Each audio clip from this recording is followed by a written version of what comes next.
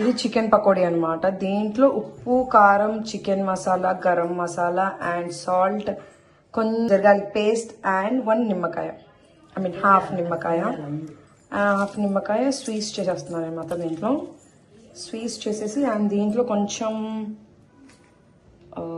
ఇప్పుడు మొత్తం మిక్స్ చేయాలి. ఏం కాదు, ఇది మొత్తం నీట్గా మిక్స్ చేయాలన్నమాట.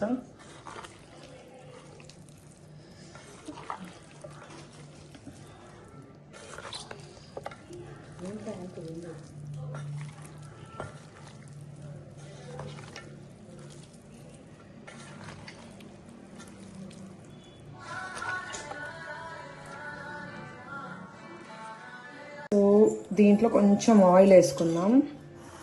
కొంచెం ఆయిల్ అయిపోయింది, ఇంకొక స్పూన్. ఓకే, అండ్ కొంచెం కార్న్ఫ్లోర్. పైన వాటికి పడుతుంది, కింద వాటికి పట్టలేదు కాబట్టి కొంచెం చాలు.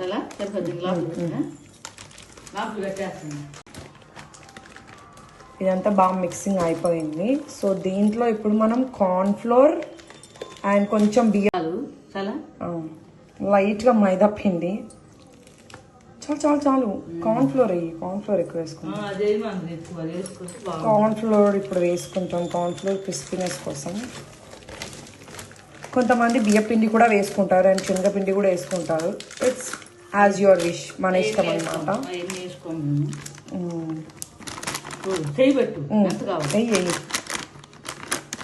చాలా సరిపోకపోతే నేను వేసుకుంటాను.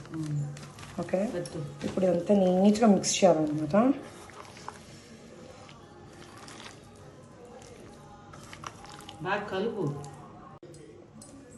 ఇప్పుడు దీంట్లో కొంచెం కరివేపాకు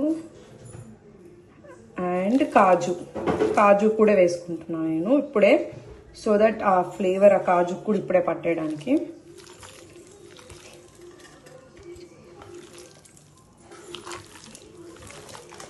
దీంట్లో చిల్లీస్ కూడా వేసుకోవాలి, నేను వేసుకుంటాను. ఫ్రిడ్జ్లో నుండి తీసాక వేసుకుంటే ముందు నేను అది వేసుకుంటాను అనమాట, పచ్చిమిర్చి అండ్ కాజు మీకు ఎన్ని కావాలన్నీ వేసుకోండి.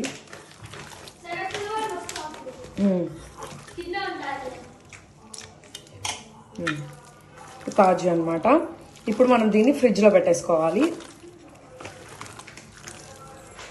అప్పటికప్పుడు కూడా వేసుకోవచ్చు, కాకపోతే నేను కొంచెం దానికి కూడా పడుతుంది అని చెప్పేసి ఇప్పుడే వేసాను అనమాట. సో ఇప్పుడు దీన్ని నేను ఫ్రిడ్జ్లో పెడతాను ఒక 2 hours కోసం. ఇప్పుడు మనం మ్యారినేట్ చేసుకున్న చికెన్ని ఆయిల్లో వేసుకోవాలన్నమాట. నేను ఇప్పుడు ఇంట్లో ఆల్రెడీ కొంచెం ఫ్రై చేశాను చికెన్ని, ఇప్పుడు మిగిలినది ఫ్రై చేస్తున్నాను.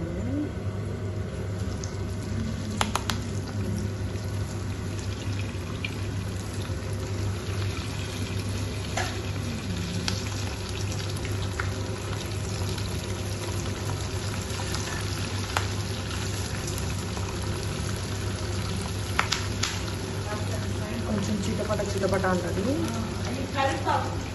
కరివేపాకు వల్ల.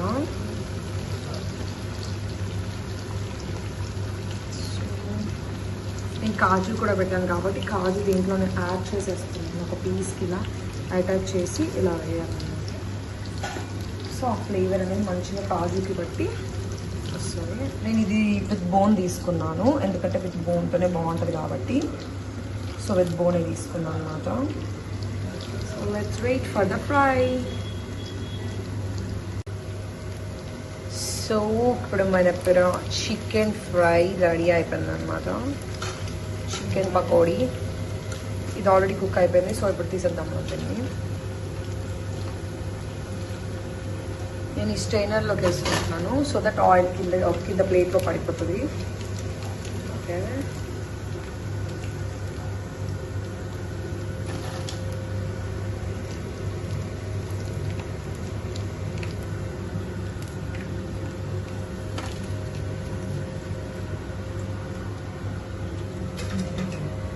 సో మన yummy yummy chicken pakodi is ready.